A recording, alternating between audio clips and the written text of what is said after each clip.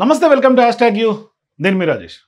నేను నా బ్యాక్గ్రౌండ్ చూసిన తర్వాత మీరు కొత్తగా ఏమీ చెప్పాల్సిన అవసరం లేదు. ఎందుకంటే ఆంధ్రప్రదేశ్ రాష్ట్ర రాజకీయాల మీద అవగాహన ఉన్నటువంటి వాళ్ళందరికీ కూడా గత 4 రోజులుగా విస్తృతమైనటువంటి చర్చ శ్రీకాళహస్తి నియోజకవర్గం, అట్లాగే మాజీ జనసేన సంబంధించినటువంటి ఇన్ఛార్జ్ కోట వినుత. ఎందుకు మాజీ అంటానంటే ఆల్రెడీ సస్పెండ్ అయిపోయింది కాబట్టి. సో ఈ నేపథ్యంలో మనం ఈ ఇన్డెప్త్ అనాలిసిస్లోకి అసలు ఆ కేసు ట్విస్ట్ల గురించి మాట్లాడుకోబోయే ముందు నిజంగా ఒక రకంగా చెప్పాలంటే కూటమి ప్రభుత్వానికి, జనసేన పార్టీకి కూడా శభాష్ అని చెప్పుకోవాలి, మెచ్చుకోవాలి ఈ విషయంలో.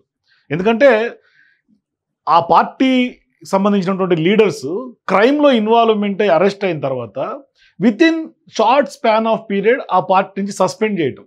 అంటే గతంలో వైఎస్ఆర్సీపీలో జరిగినటువంటి ఎపిసోడ్స్ని ఒకసారి మనం రివీల్ చేసుకుంటే ఇటువంటి డ్రైవర్ చంపినటువంటి ఎమ్మెల్సీకి సంబంధించినటువంటి ఘటన ఇంకా మనకి మైండ్లో ఉంటుంది. ఆ నేపథ్యంలో అటువంటి వ్యవహారాలన్నింటినీ కూడా అప్పటి ప్రభుత్వం వెనకేసుకొచ్చింది.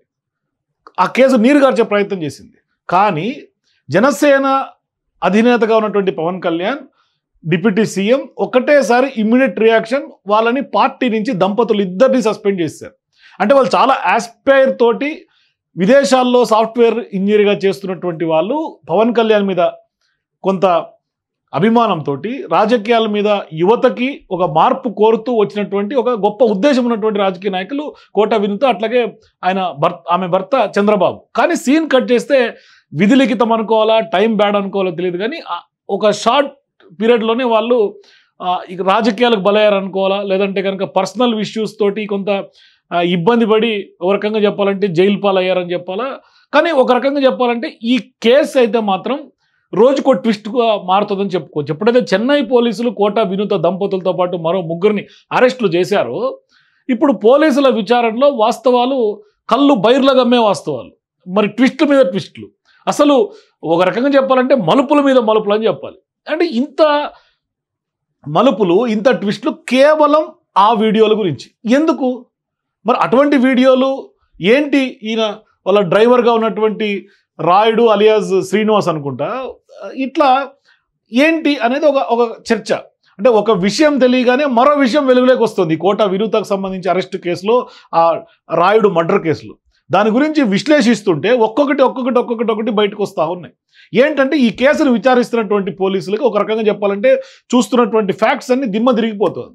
ఈ మధ్య కాలంలో పోలీసులకి ఈ స్థాయిలో తలనొప్పిగా మారినటువంటి కేసు మరొకటి లేదు అని ఇందులో ఉన్నటువంటి సంక్లిష్టతను అర్థం చేసుకోవచ్చు. అంటే ఇంతకీ ఏమిటా కేసు? ఇది పొలిటికలైజ్ క్రైమ్, ఇదంతా ఇన్వాల్వ్మెంట్ ఉంది. ఎందుకు ఇంత చర్చ జరుగుతోంది రాష్ట్ర రాజకీయాల్లో? అంటే దీని వెనక ఉన్నటువంటి క్లిష్ట సిచ్యువేషన్స్ ఏమిటి అని క్వశ్చన్ చేసుకుంటే, ఈ మధ్య కాలంలో కాళహస్తి మాజీ జనసేన ఇన్ఛార్జిగా ఉన్నటువంటి కోట వినుత, మాజీ డ్రైవర్గా ఉన్నటువంటి శ్రీనివాస్ రాయుడు సడన్గా చనిపోయి విగతజీవిగా చెన్నైలో కనిపించాడు. అంటే ఒక కాలు ఒడ్డున కనిపించాడు. మరి చెన్నైలో ఆ ప్రాంతంలో అతను అత్యంత దారుణమైనటువంటి స్థితిలో చనిపోయి దర్శనమిచ్చాడు.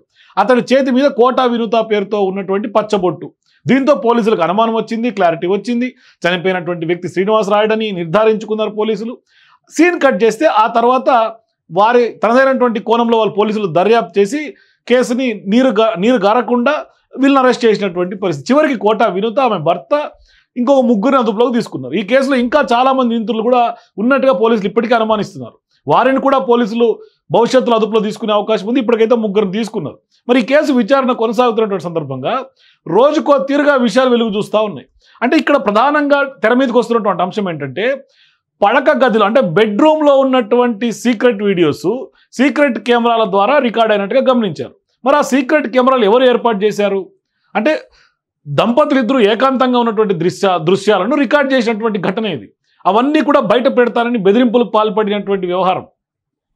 మరి ఇప్పుడు ఈ సీక్రెట్ కెమెరాలను కొంత ఏర్పాటు చేసింది శ్రీనివాస్ రాయుడు అనేది కొంత నిర్ధారణకు వచ్చేసింది. మరి ఈ విషయంపైనే అతడిని నిలదీశారు వీళ్ళు.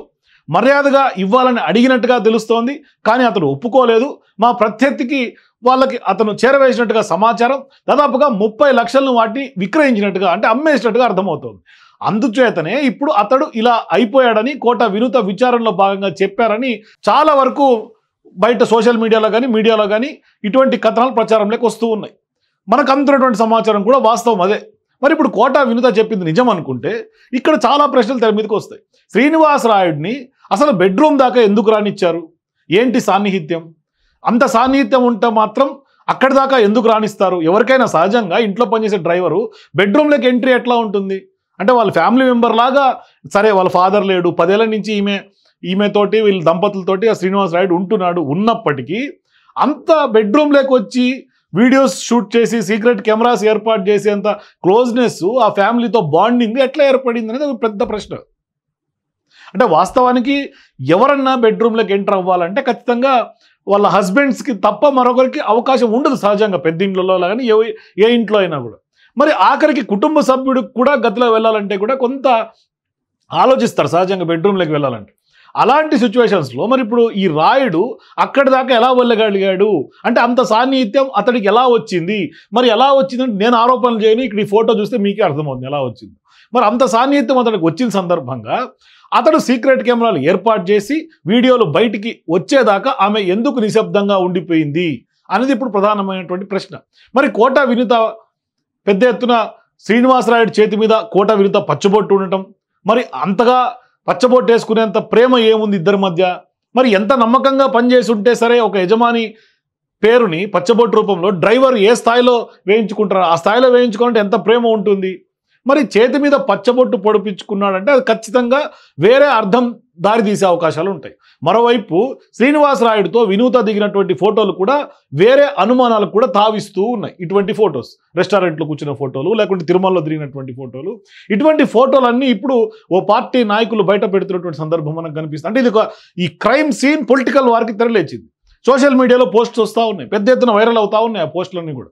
మరి ఇప్పుడు వీడియోలు కనుక బయటికి వచ్చినప్పుడు, పైగా వినూత ప్రాతినిధ్యం వహిస్తున్నటువంటి పార్టీ అధికారంలో ఒక భాగం అయినప్పుడు పోలీసుల ద్వారా చెప్పించుకోవచ్చు కదా, మరి అక్కడి నుంచి అతన్ని లొంగ తీసుకొని బయటికి తీసేసుకోవచ్చు కదా.